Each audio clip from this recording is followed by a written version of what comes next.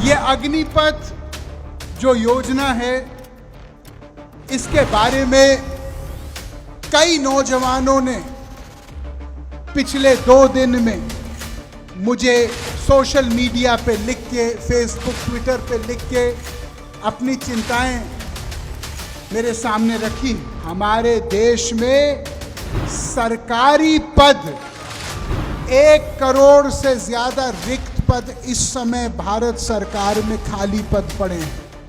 केवल जो पेपर की फीस होती है परीक्षार्थियों की, अभ्यर्थियों की, उससे सरकार 1300 करोड़ रुपए हर सालाना कमाती है। मैं प्रधानमंत्री जी से निवेदन करना चाहता हूं कि इससे पहले कि हम लोग 10 लाख नई नौकरियां बनाए, ये 1 करोड़ जो खाली पद हैं, अगर ये 1 करोड़ खाली पद ही हम लोग उनकी भरपाई करें तो लगभग 5 से 10 करोड़ लोग खड़े उठेंगे।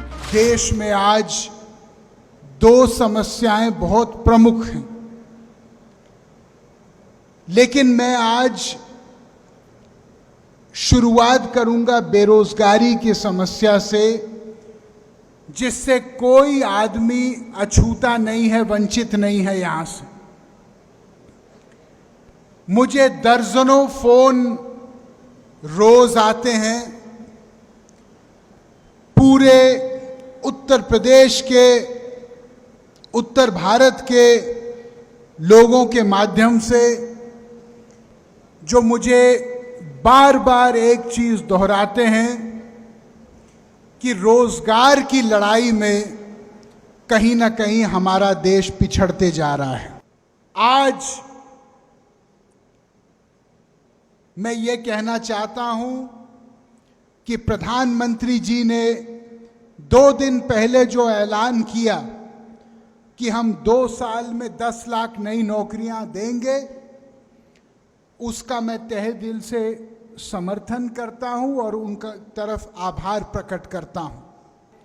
यह सच है कि यदि 10 लाख नौकरियां 2 साल में मिलेंगी तो देश में बहुत सारे परिवार खड़े उठेंगे। लेकिन साथ साथ मैं ये कहना चाहता हूं कि हमारे देश में सरकारी पद 1 करोड़ से ज्यादा रिक्त पद इस समय भारत सरकार में खाली पद पड़े हैं। ये मैं नहीं कहता, ये सरकार का अपना आंकड़ा कहता है। मैं प्रधानमंत्री जी से निवेदन करना चाहता हूं कि इससे पहले कि हम लोग 10 लाख नई नौकरियां बनाए, ये 1 करोड़ जो खाली पद हैं, अगर ये 1 करोड़ खाली पद ही हम लोग उनकी भरपाई करें तो लगभग 5 से 10 करोड़ लोग खड़े उठेंगे। हमारे देश में अगर एक आदमी का खून गिरता है तो पूरे देश का खून गिरता है। जब एक नौजवान का सपना टूटता है तो पूरा देश का सपना टूटता है। यह सवाल किसी दूसरे का नहीं है। आग कहीं और से शुरू होती है, मोहल्ले में घर हमारा भी है। हम लोगों को इस बात का ध्यान देना है। ये 1 करोड़ 60 लाख नौकरियां, लगभग 1 करोड़ केंद्रीय सरकार की और लगभग 70-75 लाख लगभग राज्य सरकारों, इसकी भरपाई के लिए हम लोगों को लगातार अपनी बात जगह जगह पे रखनी है। सरकार अक्सर ये कहती है कि हमारे पास आर्थिक प्रबंध इस समय नहीं है। ये बात सही नहीं है। क्यों? जब सरकारी नौकरी बनती है तो कोई भी सरकारी नौकरी हवा में नहीं बनती। सरकारी नौकरी बनने के साथ साथ ज्यों का त्यों आर्थिक प्रबंध होता है। अगर उस पैसे का कहीं और उपयोग हो गया तो इसके जिम्मेदार देश के नौजवान, देश के किसान और हमारे नौकरी ढूंढने वाली पीढ़ी नहीं है। जो सरकार ने वादा किया है, हम देश की जनता उम्मीद ये करते हैं कि उस वादा की पूर्ण पूर्ति होगी।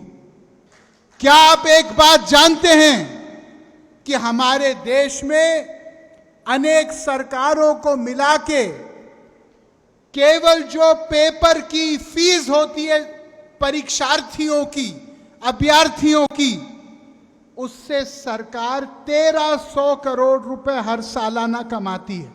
1300 करोड़ रुपए। सरकार का काम गरीबों के सपने के ऊपर एक बाजार और व्यापार खोलना नहीं है, सपनों की पूर्ति करना है।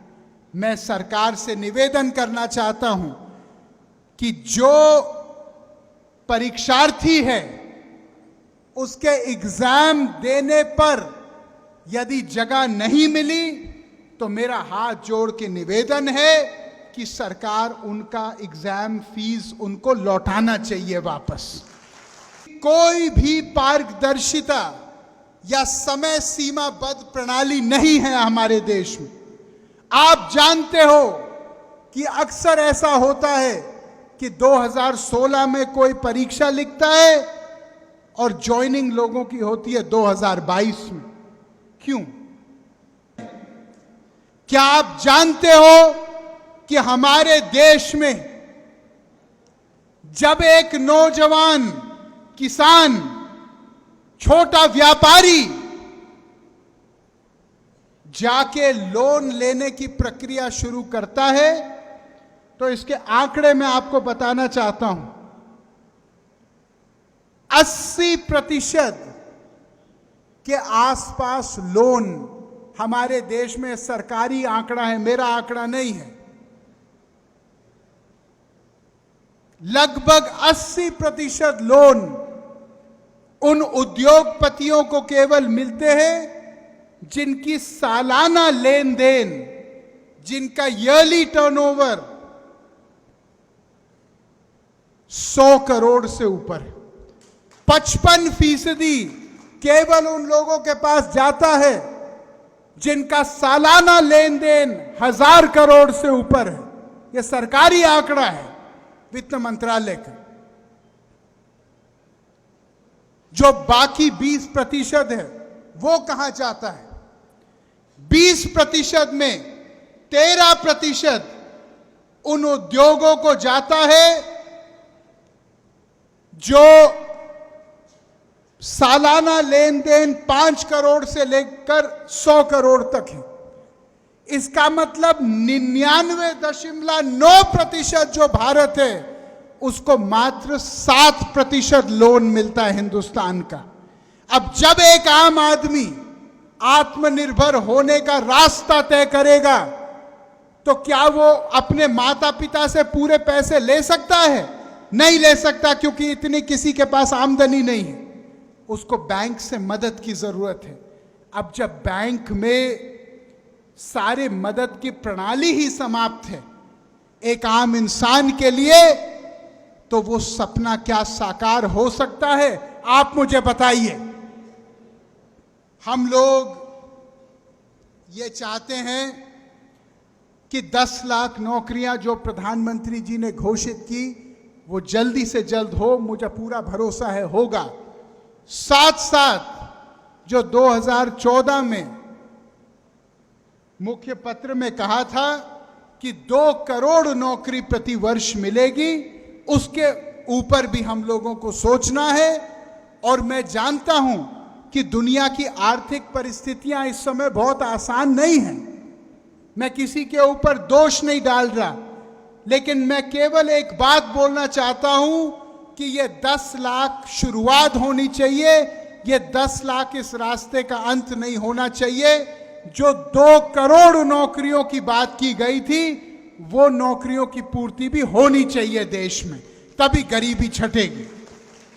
बात करना चाहता हूं इस अग्निपथ योजना की, जिसके ऊपर आज ही मैंने एक पत्र लिखा है माननीय रक्षा मंत्री जी को।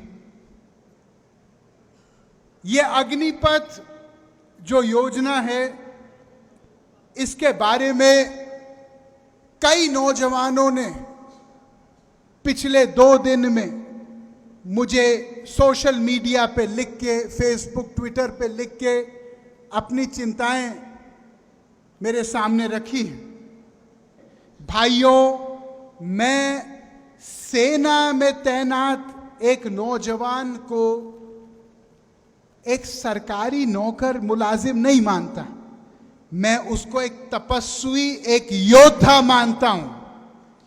मैं ये मानता हूं कि जो आदमी ने अपने जीवन का सर्वस्व न्योछावर करके अपने देश के नाम त्याग करते हुए दिया है, वो आदमी तनख्वाह के लिए नहीं जी रहा, वो आदमी देश के लिए अपना बलिदान देने के लिए जी रहा है। हम उसको तनख्वाह तक सीमित ना करें, ना उसको आंखें तनख्वाह से। भाइयों, सेना की तैनाती एक बहुत घोर संकल्प और तपस्या है। मैं आपसे एक प्रश्न पूछना चाहता हूं। आज अगर कोई ये कहे कि आधे समय कोई परचून की दुकान चलाएगा और आधे समय कोई सेना का काम करेगा, तो क्या हमारी देश के रक्षा के ऊपर प्रश्न चिन्ह उठेगा कि नहीं उठेगा? हम लोग आज आपके माध्यम से एक प्रश्न उठा रहे हैं जो इस देश का हर नौजवान उठा रहा है। वो प्रश्न क्या है? वो प्रश्न ये है कि आज सरकार को 5 साल मिलते हैं देश की सेवा करने के लिए। वरुण गांधी को 5 साल मिलते हैं पीलीभीत के जनता की सेवा करने के लिए, तो फिर नौजवानों को देश की सेवा करने के लिए केवल 4 साल क्यों मिल दिए जा रहे हैं? ये सवाल हर नौजवान के सीने में है कि नहीं है? हम लोग भर्ती प्रणाली पे बहुत दिन से चिंतित हैं। 17 से लेकर 21 तक सेना की भर्ती होती है। मैं सरकार से आज प्रश्न पूछना चाहता हूं, अगर कोई 22 साल का नौजवान है तो क्या उसकी जवानी चली गई है? उसकी जवानी कोई काम की नहीं है देश के लिए? अगर कोई 24 साल का लड़का है तो क्या अगर वो देश के लिए अपना खून देना चाहता है तो क्या उसका खून बेकार है देश के लिए? ये प्रश्न हमको पूछने चाहिए। आज आप किसी टीवी उठा के देखो, केवल हिंदू मुस्लिम नफरत गर्दी चल रही है। मैं ये पूछना चाहता हूं, अगर हम लोग इस माहौल में लाखों लोगों को लेंगे, उनके बाद 4 साल बाद हम उनको छोड़ देंगे एक छुट्टे सांड की तरह गांव में, और हम उनको बोलेंगे कि 4 साल तक तो आपका बहुत मान सम्मान था, 4 साल तक तो हमने आपको सलामी ठोकी, हमने आपको फौजी साहब कहा, और अब आपको प्राथमिक विद्यालय के बर्तन मांजने पड़ेंगे, तो क्या इसका सेना के ऊपर, सेना के मनोबल के ऊपर, सेना के शौर्य के ऊपर कोई फर्क पड़ेगा कि नहीं पड़ेगा?